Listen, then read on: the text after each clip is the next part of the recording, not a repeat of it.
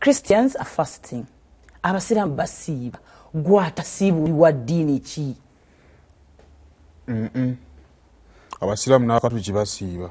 Abakristaayo tetusiiba. Abakristaayo tebasiiba? Tetukirina setup. Mulya buli bambi. Kati abalokole tusobola okusalawo okusinziira ku kubonekerwa kw'omusumba. Ayinza okugamba kati tusiibe wiiki namba. Tusiibe namba wiiki eno. Ate Abadvent.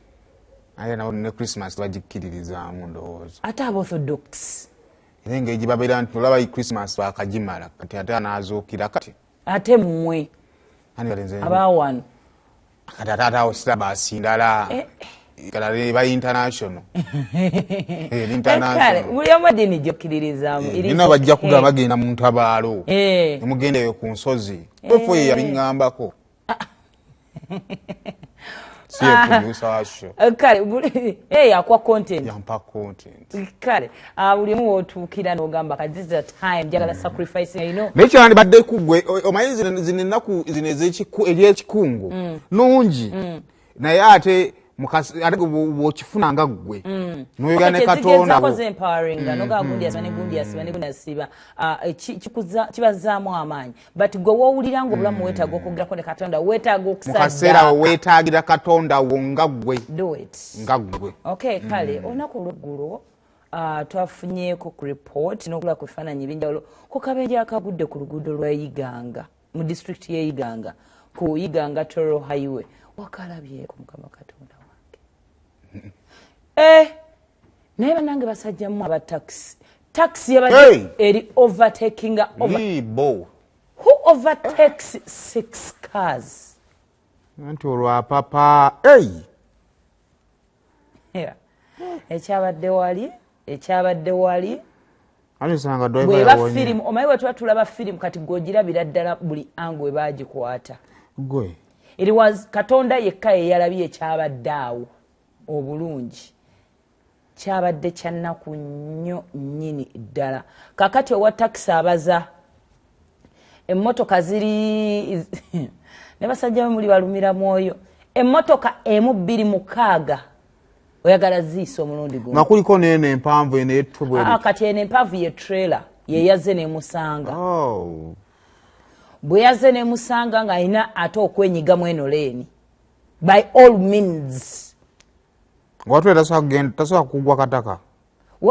Actually bw'olaba sides walinga bitoogo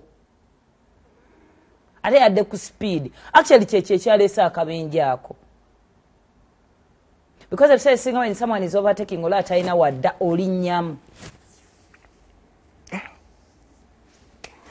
Kuwe twali ku lunaku lw'abakyala twasanga omukyala awo ku CBS ng'atudde ku reception muvuzi wa trailer oligwe nakunyumiza eyayita ku lutindo lw'egundi ly'omulwera nga lwabise n'agamba abantu singa bamanyi emmotoka ze tuvuga trailer si taxi si mmotoka yo ya buyonjo n'agamba singa bamanyi nti emmotoka ezaffe anything can happen singa tebazizannyirako singa tebaza overtakinga singa tebamala gayingira singa tebamala gakola kintu kyonna. Bwe batyo trailer yo bwe yazze ndowooza mu kwagala okuwugula okutaasa yatandise saabala zonna ono zebadde overtakinga era okusinziira ku police side ze yeeyiganga bo baripootinga abantu 10 be baafiiriddemu mu kabenje ako n'abalala nkuyanja ne bagendera ku bisago. Bw'otuuka ku gundi of course tutwala report ya police okuva mu ddwaliro ly'eyiganga gye batuwadde naye bw'owulira abantu bye boogera awo babala ku mirambo yo it was just a movie naye nga tubasaasiddeko nnyo bannange tweddeko obulamu tebulina spare. Omuntu kukuba asobola okukola ekintu nze bannange waliwo wempulira nga ngamba I wish I could knock that person, I wish I could knock that border if only we had a spare life. Nga ogamba nti wetwali baana bato nga bwokola omusango bakubamu kibooko n'otereera singa twalina spare life singa mbaako kyenkola naye tetulina so buli omu agumiikirize munne bwolanga ye akoze ekyobusiru gwe beera omugezi ku kkubo. Nga wetwongera ne tusaba ne gavumenti mukole lanes ezo era kati twandibadde mu leeni nga 4 kuba wawulabira ddala nti wadde bufunda kubanga ne bali bonna ne bali abalala gye bali because nti leeni abaleega baŋŋenda wala eno kati baffe bankoma kumpi tuli beeno oba ekitegeera so nga batugezaako n'okugaziya n'abataxi abo olumu abasaasira ku wasiwasi gwe bakola that is their office ayagala atwasombeko ku lutu eziwera ayagala londerondeko ku kkubo man it is very sad families tubasaasideko nnyo bannaye n'abali mu bujjanjabi saawa zino mukama katonda tumusaba bambi abasoose kale kati nga tugenda mu maaso buli muzadde ali ali ku TV yake Dr. Makyagondako olwaleero ekimutwala okukola kuweera ku mwana of course era ensonga kimuweerera abaana mwagala mugendeko emakerere temufudde makerere ya Kyambogo oba makerere ya Nkumba azonga yandejje so akasagenda ke makerere bamutikkire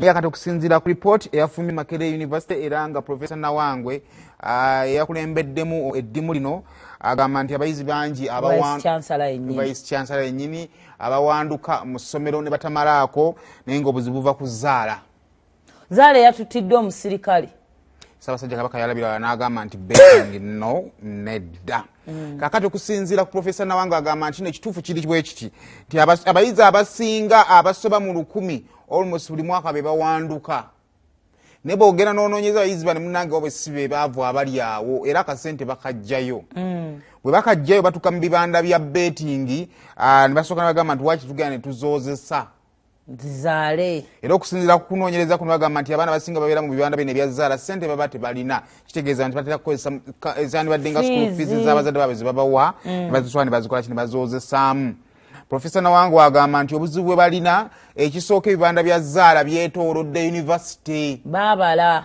abataafuna mukisa ku kwetoola university baliwa ku hostel abaana gye bakola ki gye basula bagamba ne batuwa fees bwe bamala okukwata abaana bawaloneza online ontegeera bulungi bwe bamala okuwaayo ssente ezandibadde eza fees nga baddeyo nga basobola banyumiza bazadde baabwe ebibuuzo ate munene abamu tebaasoma abalala beetikano betikema baleeta ku lunaku lwa graduation nga ku katabo tebakola ki tebaliimu so ebyo ebigenda mu maaso wano simanyi gavumenti kyegenda kukolera Zaala kubanga buli lukya olabawo ekibanda ekipya bakanyagamba bongerayo emyaka simanya olina okubeera n'emyaka ameka ng'ani asaba omuntu idea amuleetedde ssente awo nno we tuli so tumanyi naye nga kibi nnyo nde omuzadde wabanga ateekamu akasente kokuweerera omwana n'atafunamu nino n'omuzadde ali eyeewanira ku kyalo ng'omwana we bwe yasoma naye nga tebaamutikkira akanya kugamba mirimu gyabula it goes back to the government mulimu obulwadde obuluma abantu mpola ne government nayo gisaasira mpola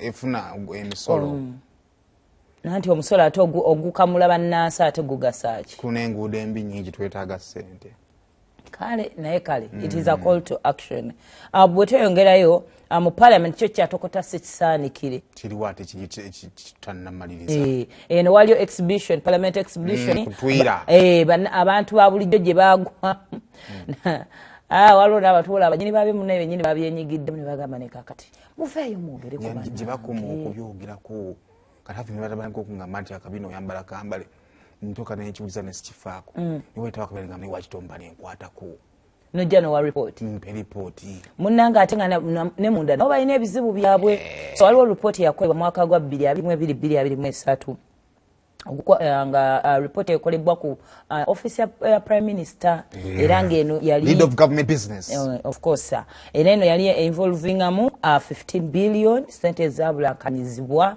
nga mulimu amabaati agabulankanyizibwa n'abakozi ab'emizimu ghost workers tebaliyo ekendi kwatira erinnya lyange ku report obagajja bayinza okuba bafaanana ojja kutya ng'olina eyo gye bakusasula bana mpeza bana bino bempugana nga basmandi wena mizo sanga nnaje bansasuli wala nga wali eddaji ngezanga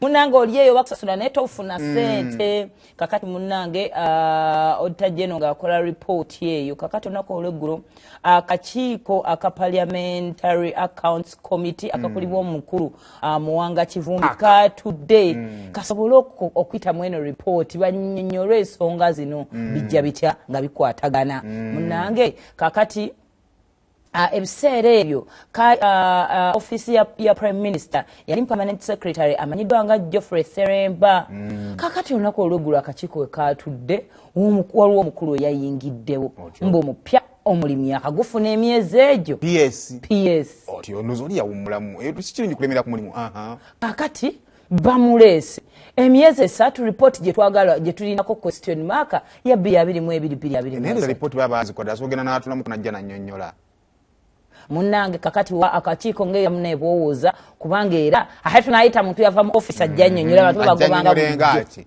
mama ali mwagala waki mwamujjako omulimu okitegeera mwayiso se amaliriza ebyo kufuluma office emuna akakiiko tekabiwuliriza kamugambye oti fuluma ogenda kuddamu kikyomanyi bafulumiza omusajja omukulu bamugambye nedda tuwagala because also it is office ya auditor general yeyina okumanya abakozi abakolamu bani abasasula era omuntu waba yagobwa lwaki beera bakitwala nti omukozi oli PS akyakola ki akyaliwo ku mulimu gwe munene bamugamba gwe situkumanyi newcomer fuluma mugende mutuletera omukulu yali akola permanent secretary nebuza yasobola okukola ki okubiddamu bizibu bwe bityo bizibu kuba ghost employees abasasula amabaati agabulankanyizibwa ne billion 15 dotogenda bisobola ogenda tandika gamba wait era munaye kyazuulibwa mu bakulu era okuleeta ono omuntu opya adde babayinga budde esente ebulankanyizibwa mu ggwanga lino nenze sente nga tebulankanyizibwako mu space yange ate oliwa tolina wooli